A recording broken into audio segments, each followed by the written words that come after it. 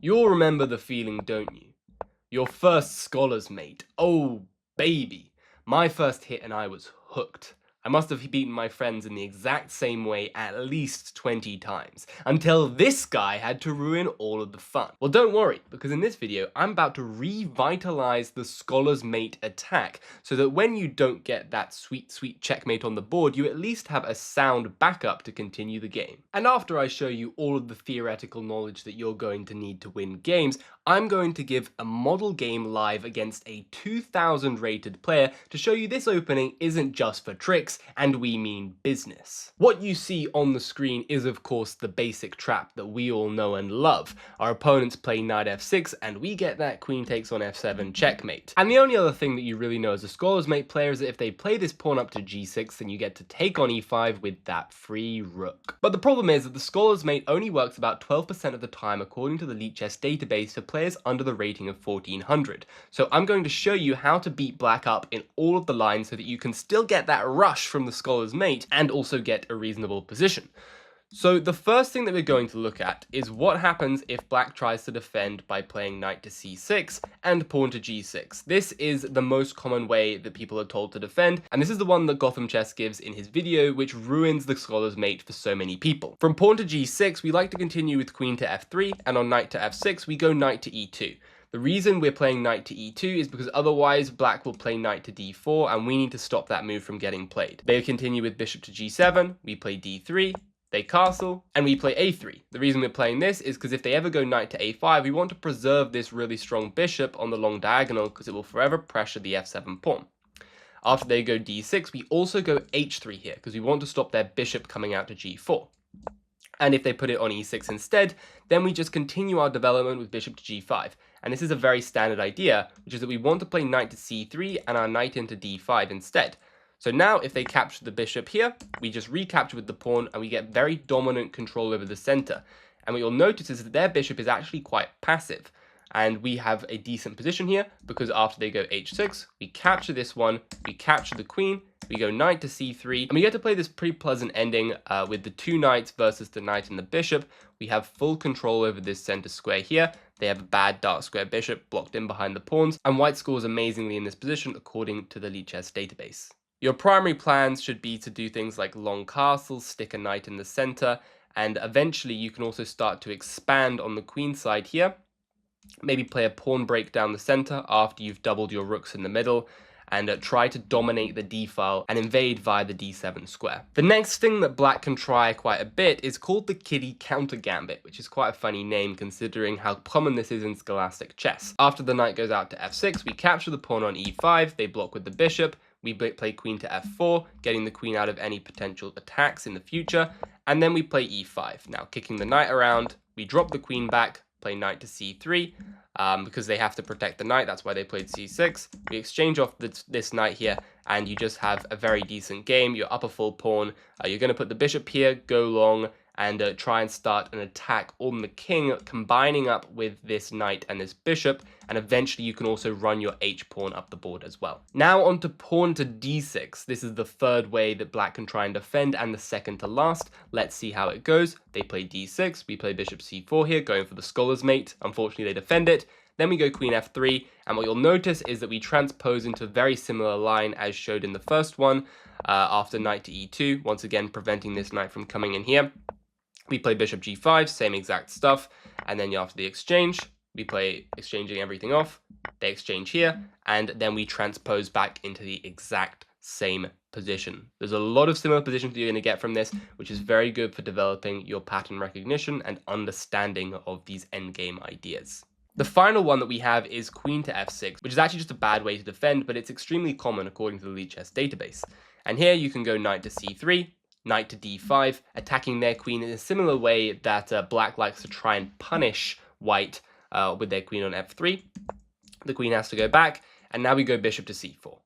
And after g6, queen to f3, they have to go f6, and it's already getting very, very unpleasant for black to do anything, because we actually have a threat here, which is knight to b6. Knight b6 attacks the rook and also threatens a checkmate on the f7 square. So they kind of have to play f6 here, otherwise we just win on the spot. But now we go knight e2, finishing up development, and this move a5 to preserve the bishop here on the long diagonal because it's very, very strong. And if they ever try and continue development with like knight e7, they just drop the f6 pawn. And if they instead try to go for d6, then there's this move h4, and you play this like a vampire. You take space on both sides of the board. If they play f5, you just capture that, one of Ben Feingold's rule, always e takes f. If they take with the bishop, then you play this move g4. I love this move. You sacrifice the c2 pawn, only to play knight to e3, dropping back, attacking the bishop, and threatening a mate, once again, the scholar's mate style. If they save their bishop, which they probably will, because they'll be tunneled in just seeing that the knight can take the bishop, then they'll blunder a mate in one. But the best move here is just knight to f6 and dropping the bishop, but you still have a winning game. I would like to show that another trap that's quite common that your opponents may fall into is something like this, and if they play some nonsense move, then you can go for knight to d5 and win the game on the spot by exploiting this pin here. This does happen in a lot of games, and let me know in the comments if you do manage to win a game like this. But what I am going to do now is load up a 10-minute rapid game so that you guys can see the scholar's mate in action. Alright, so I've been paired up with this 2000 rated player. He knows that I'm going to go for the scholar's mate, and we're going to see pawn to e5. And we have made 2 draws, as you can see, just to make sure that I get the white pieces. But we're putting the scholar's mate into action against a 2000 rated player. So this is a serious test. If it works here, then you know it's going to work for you. So let's play bishop to c4 here. This is the standard scholar's mate idea. We're threatening the checkmate here.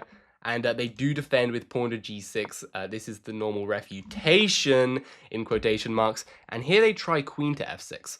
So queen f6 wasn't on one of our main lines, but we can play this move knight to c3 here in order to prepare knight into d5.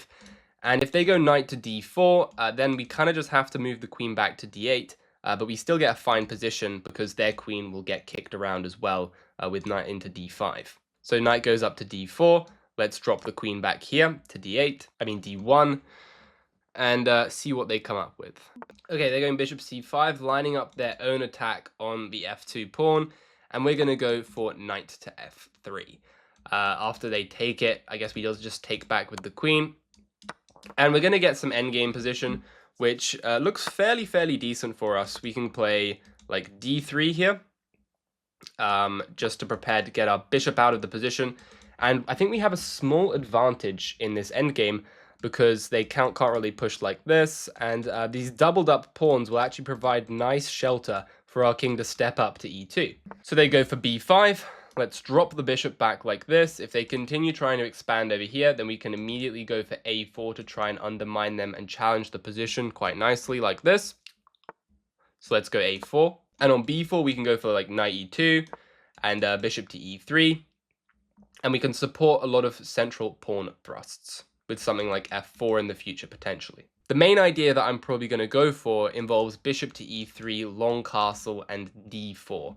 I think we need to blow up the center like this, and we can actually maintain this pawn on f3 for extra stability. So they're going bishop b7. Obviously, their idea is they want to play pawn to d5. So on something like bishop takes e3, takes it, d5, we can probably just play castles, I imagine, looks good. Long castles here. And eventually we'll try and break things up with f4 after we get our rook off this long diagonal, which the bishop could be spying. Okay, they decide to take on e3. Let's take it. And then they go d5. So against this, I'm thinking we could actually play d4, which is kind of interesting, because we've got this sets of doubled pawns, which can undouble in the future. But at the same time, they're not really going anywhere, because if they play c5, then this one drops off the board. So I think we just have time to long castle first, before we can play this d4 move. On knight to f6, which I think is quite likely, we can also play our other rook over to the f-file so that we can line up with an undefended knight here. And also in the future, we're lining up with this f7 pawn, which would be very good for us. So you can see that even though we didn't get that immediate scholar's mate, we've still got a very decent playable position and have ended up with a favorable endgame. So weirdly enough, I think the wayward queen attack is actually not a bad way to try and train your endgames. And it gives you a little treat on the side that even if you don't feel like training your endgames, you might get a chance for that immediate dopamine hit with that checkmate. All right. D4 is looking pretty good here. Let's play D4 to try and break things up. We've got this kind of slanted pawn cube, like a rhombus type figure. I don't really know what's going on with that, but it's an interesting one, and the two pawns are definitely supporting each other in the center, and we're getting ready to build up that big white center. They're trying to support their own center like this, which is quite interesting. And I think now it makes sense to try and undermine them with this flank pawn over here as well. Because provoking them on to play h5 would be quite a big win, as that would forever weaken their g6 pawn. Another move that we can consider is this move pawn to f4, which is quite interesting. The idea is that if they take here, then we can take twice in the center and then get some rook to d6 idea. Although they have allowed h5 as well, which is worth considering. But let's go back to this one. If f4, let's say they take it, then we can take it here, and then if they take this way... Okay, that doesn't look so good. Maybe we would just lose a pawn there. I am a fan of h5. I am a fan of h5 like this. We're still stopping them from playing c5 and liberating their light square bishop. And they played for g5 instead. But now what I'm noticing is that we might have access over on this side of the board with potential knight to f5s in the future. So let's place our knight on g3, where it can now control the f5 square, trying to restrict potential movement, and anywhere where they might want to reposition their knight as well looks much less favorable. Another really weird, long-winded idea is that after h6, we could look at knight to f1, knight h2, and knight to g4 to apply a lot of pressure. It's quite a distant idea, so maybe it's not the best, but it's definitely interesting. Something else worth considering is this move pawn c3, because if we can eventually get an exchange over here, we can get an outside passed pawn and also play king b1 to try and pressure up on this c file. And if we go here and they capture it, then we get to capture this way and reinforce our very strong center. So I quite like c3 as well. Let's play it. They take it, I take it, and what you'll notice about this position is that both of us are leaving the pawn tension in the center, as doing something with the pawns would only help the other side. Although eventually we're going to have to break through. Something I'm looking at here is king b2, king a3, just to try and get our king to the side of the board where it's quite safe, and then we can fight for the b file with our rooks. Ideally you want to keep your king in the center, but the problem is the center may open up at some point. Although then again, it's not super obvious how that would happen. Yeah, for the time being, I think I'm actually going to play king d2, because they want to fight for the b file, which means redirecting their rook off the line of fire from my king. They bring their rook to the b file, I also bring my rook to the b file, and maybe we can drop the bishop back to c2, just like this. Remember, trading off the rooks will be helpful in the endgame, because we have access to this potential knight f5 outpost, which pressures the pawns here. Okay, they've gone for bishop to a6. Let's play bishop d3. I think a bishop exchange would actually be quite good for us. And the reason is because our knight has better prospects than their knight. Okay, they go bishop c4. They're potentially looking to try and improve their bishop further, but at the same time, I think they might have maximized the bishop. Okay, you remember me saying our goal was to exchange off the rooks? Well, now I think is the time. Let's trade off one rook. Let's trade off the second rook. And hopefully this endgame should be a little bit better for us because of the fact that we have a better knight, which is controlling this square, which their knight has to prevent. So we're going to also trade off the bishops, and now we get to try and grind out this knight endgame. So what I'm seeing about this position is that we have all of the potential pawn breaks in the position. They can't really do anything here with c5, because then we will just take this one in the future, and after their knight captures it, then we can play knight to f5, which is just better for us. So let's improve the king. Make sure your king is always in the center, guys. And c5 just destabilizes them way too much. We, however, can play the move pawn to c4, because after this capture, our king will capture it, which means we control the c5 square, and we start to inch in towards the black position. We're making small incremental progress. Okay, they've decided to go for it, but we are going to capture this one. We're going to capture this one here, and our pawn remaining on e3 is preventing them from accessing this outpost. And in fact, I think this might just be killer. Knight comes into f5. What are they going to do? How do you defend the h6 pawn? And if you know anything about knight endgames, guys, this is a really important lesson. The outside passed pawn is by far the strongest. This was an interesting try by our opponent, And the point is that they're trying to deflect our pawn away from this square, but we can just capture, and then take back with the king, and we should be totally winning here. So let's just take with the king, and then the h6 pawn will drop. There's no need to hurry because they have absolutely no way to guard it. And this should be completely winning because their knight cannot return in any way, shape, or form to defend against our kingside pawn. Old Harry, who is just going to go for a run down the board. So they take it. We're going to take with the king here. And then we are going to collect. All right, they've decided to defend the knight. We could play this. No, we can't. Then they would go here. That's a bad idea. Let's play knight takes pawn. And they're probably going to go back, I guess. That makes the most sense, trying to hold on to the position. But I assume we could play e4 and knight back to f5. That looks completely winning.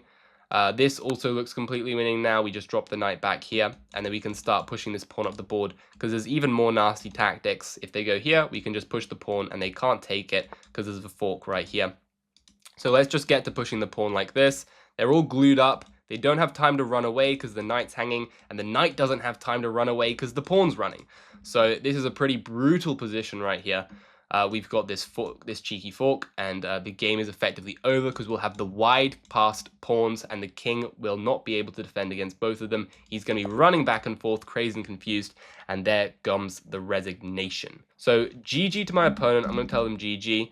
And we're going to take a look at the analysis. All right, so he played that one at a 96 accuracy, by the way. This endgame is super easy for white to play. Very pleasant. And they played at an 89.2, so only really making some endgame mistakes here, as you'd expect from a strong player. I didn't expect them just to get scholars mated or have one of the cheap tricks that I'd set up for you guys work. But I'm just trying to show that these endgames are actually very viable. So let's quickly run through the game. The only mistake of the game that we made was on move 2. Can you imagine that? And the engine thinks this is a mistake. Well, how wrong they were. We got an excellent endgame after this, and they played queen f6. We brought the queen back and exchanged off the queens. And this is actually very pleasant for white. d3, bishop to e3. You get the pawn guarding these two squares like here and here, and the doubled pawns create a super strong cocoon in the center for your king to stay in. So they played c6, bishop dropped back. They tried to undermine us, but we undermined them. We exchanged off the bishop just like this, quick long castle, taking a little bit of space, prying on the side of the board as well. Engine is giving this line as being advantageous with f4, which is definitely quite interesting. And yeah, I guess this position looks quite good because we've got knight f4, stuff like this. And if this, and they try to win a pawn, then I guess we're just completely dominating with this pony in the center. So definitely an interesting pawn sacrifice there. But we just played it simple positionally, exchanged off this, and then we traded off every single rook into this ending here. And after this position was reached, the knight ending is simply favorable for white. White's a tiny bit better here, plus 0.3.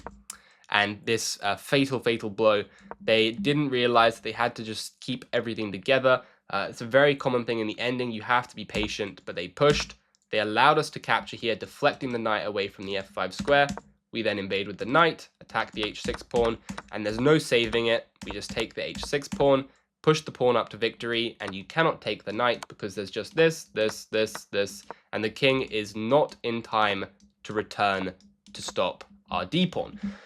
So quite nice win with the Scholar's Mate attack, or the Wayward Queen attack, whatever you want to call it. Hopefully this revitalizes this opening for you guys. You can take it back out to the battlefield, practice your endgames, and also have a little checkmate treat if your opponent messes up. So thanks to everyone who watched this far. If you enjoyed my style of teaching and might be interested in some one-to-one coaching, then do check out the link in the description and send me an email. But other than all of that, if you liked the video, please like and subscribe, and I'll see you all in the next one. Bye!